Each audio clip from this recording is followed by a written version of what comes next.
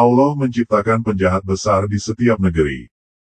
Sahabat, Allah berfirman dalam surat Al-An'am ayat 123. Dan demikianlah kami adakan pada tiap-tiap negeri penjahat-penjahat yang terbesar agar mereka melakukan tipu daya dalam negeri itu. Dan mereka tidak memperdayakan melainkan dirinya sendiri, sedang mereka tidak menyadarinya. Surat Al-An'am ayat 123.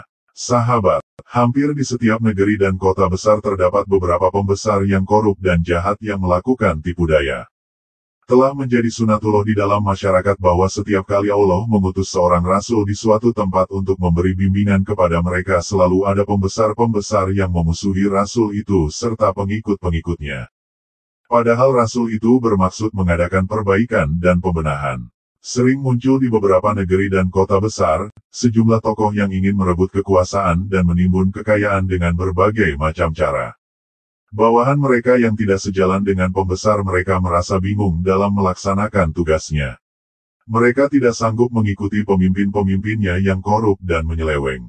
Dalam suasana kacau seperti itu, diperlukan adanya kebijaksanaan, keimanan yang kuat dan mental yang tinggi, sehingga tidak mudah dibawa arus kesesatan yang menyebabkan datangnya murka Allah.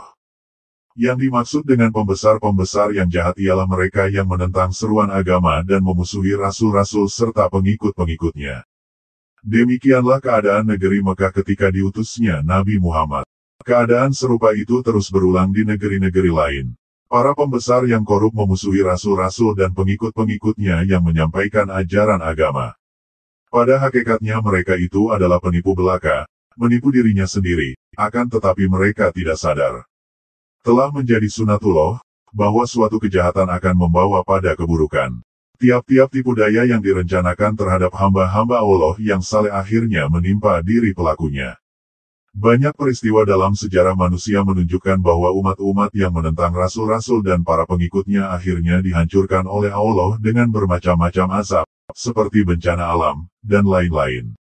Mereka melakukan tipu daya untuk menentang perbaikan akhlak dan moral manusia, karena terdorong oleh keinginan untuk menduduki jabatan-jabatan tinggi dan menuruti dorongan hawa nafsunya.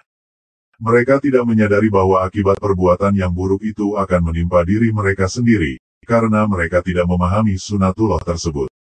Dalam ayat-ayat di atas, Allah memberikan ancaman kepada semua pembesar yang durhaka. Allah juga memberi motivasi kepada Nabi Muhammad dan pengikut-pengikutnya untuk terus melakukan amal saleh karena dalam rangka melaksanakan tugas yang suci, mereka tidak boleh menghiraukan godaan dan rintangan yang timbul dari manapun datangnya.